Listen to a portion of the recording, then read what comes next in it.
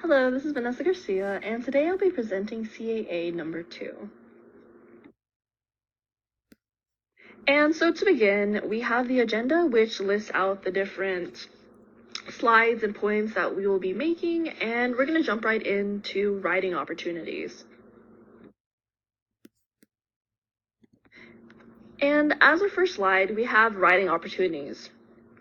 The first bullet point we have is that the students write their answers in both Spanish and English. The way that this would work was that with students with a beginner or intermediate level of English response, they would have the opportunity to use a tablet to translate their questions into Spanish, and then they would then respond in Spanish and then go back and translate their Spanish response to English.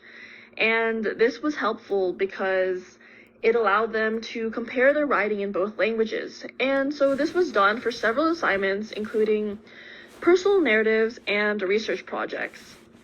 And then the second bullet point is the students worked on the same writing tasks as their peers in the general classroom, but they also had that aid of translation. So this way it shows that they are demonstrating their knowledge of the content, and it's not just focused on their English proficiency. And the third bullet point is the students are given the opportunity to work on worksheets such as long essays, math problems, and digraph identification, and this gave them a more direct ability to respond to the writing prompts. And finally, the students utilized translations of informational posters such as a sequence chart to support the writing. So this included posters that would aid in comparing and contrasting, and it would essentially be a foundation for their writing, which they can then build on and then continue to develop their writing.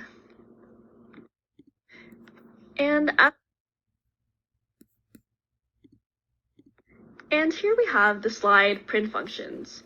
And this describes the different print functions that were identified within the classroom activities.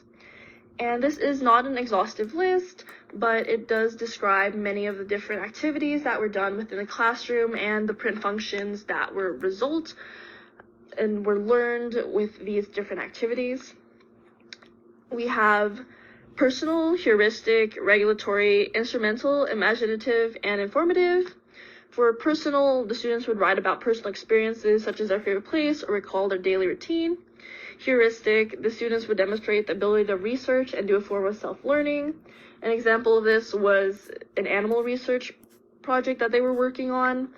Regulatory, the teacher had a daily schedule posted on her walls written in Spanish and English that described the routine the students would follow. Instrumental, the students would speak to the teacher in English to ask to use the restroom and explain a need they had. Imaginative, the students were given the opportunity to create a comic book or an essay of what they believe the picture that was shown would represent. They were using their imagination, their creativity. And so, for example, if there was a crying girl, the students would write what they believe happened. And finally, informative. And this was where the teacher provided translated copies or resource notes such as text structures. As I was explaining before, this would be a foundation for their writing that would then help them build on their writing skills. And here we have the slide, evidence of print functions. The students would demonstrate an understanding of the various print functions through their full engagement in class activities and their essays. Examples of this include changing the formality of their language and the imagery utilized. If it was more of a personal narration or response journal, the students would use the words such as I and their personal feelings, whereas if they were to do a research project or something more academic, the students would have to include more formal and more scientific verbiage. And next, they were observant of the schedule and understanding the use of the information on the boards, and they participated in different games such as the snake game, which was where they would create a word. We'll start off with a word, and the last word would be the beginning of an English word that they came up with. So, for example, if the word was start, they would then find a word that starts with T, which would be then, and then continue on. And they would also do a card activity that determines the digraph found in a word, which was where they would be given a word such as ship and determine the digraph, which was sh, the SH sound. And finally, knowing when information can be developed with their imagination or if they need to use trustworthy resources. And then we have all these different examples of their work with print functions, which is an essay and the card game. And then here we have the comic strip in which they describe they use their imagination and explain what the girl might be going through within a comic strip, and then the different posters that were translated in both English and Spanish.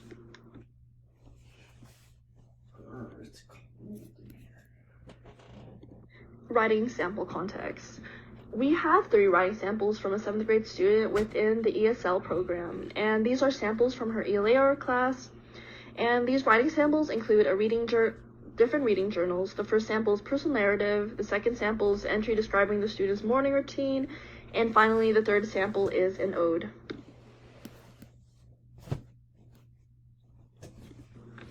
Here we have writing sample 1, and this is from her ELAR classroom. And the transcribed text says, "When I got hit. When I was 7 years old, me and my brother, also cousins, and I was standing in the middle while they were playing baseball, and then I was going inside, and they throw it at me. I got hit in the head. They didn't get in trouble because they didn't mean to, but when they hit me, they were laughing at me, and whenever they play, they bring it up all the time. In the end, I learned to never go outside when they are playing baseball, to stay inside, because trust me, you will get hit by anything. Not gonna lie, it was kind of funny."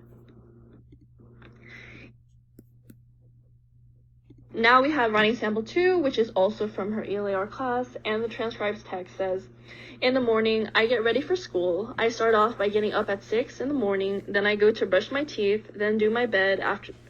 After that, I get my makeup done and do my hair. I finish up by putting my outfit on and head to school." And finally, we have the third writing sample, which is also from her ELAR classroom, and the transcribed text says, "My sister Zeffie. Zeffie, you're like the sister I always wanted. Me and you went through the thin and thick. Zeffie, you're as beautiful like a little rat. Zeffie, you make me feel happy and excited when we hang out with each other. Zeffie, you love hot Cheetos. You always eating them. I swear I love Zeffie." Utilizing my students' 3 different writing samples, as well as the Telepath ELPS indicators, I was able to determine that my student fit within the intermediate proficiency level, and she matched the different criteria within the intermediate writing. And examples of this include the student writes using short, simple ideas, but does not include punctuation. This results in a run-on sentence. And this is evident within her 3 samples. And the student often repeats words and ideas. This is evident in repeating the idea of getting hit and the repetition of the word getting. She also utilizes the same transition words such as and or also, as well as then. Next, the student does not develop her writing with more complex thoughts. And our 4th bullet point is that there are grammatical errors associated with the student's first language. This includes adding or forgetting words, especially transition words. For example, she added the word while within the first sample, and this wasn't necessary, as well as forgetting some words that may help with the transition to the next sentence or the next idea. And then finally, the student also demonstrated inconsistencies with utilizing the proper verb tense. Often the student would rely on the present verb tense, but she demonstrated issues with other verb tenses such as past or future.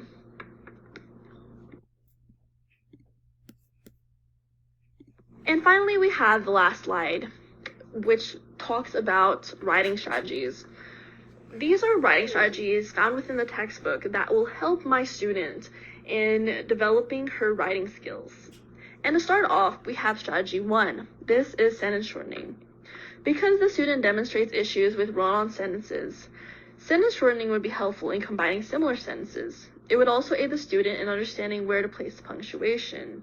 This would be helpful in assisting the student in creating more complex thoughts, because she will not get lost within this big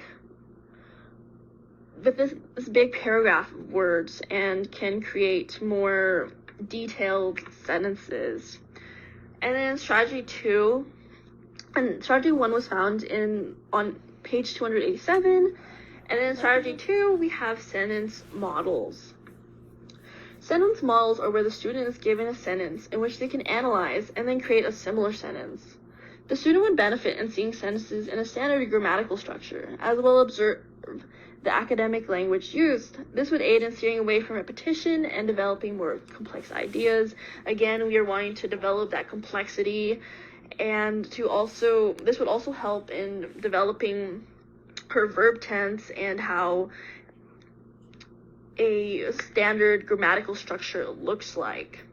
And this was also found in page 287. And thank you so much for your time and watching this presentation. And that completes the end of this slideshow. Yay!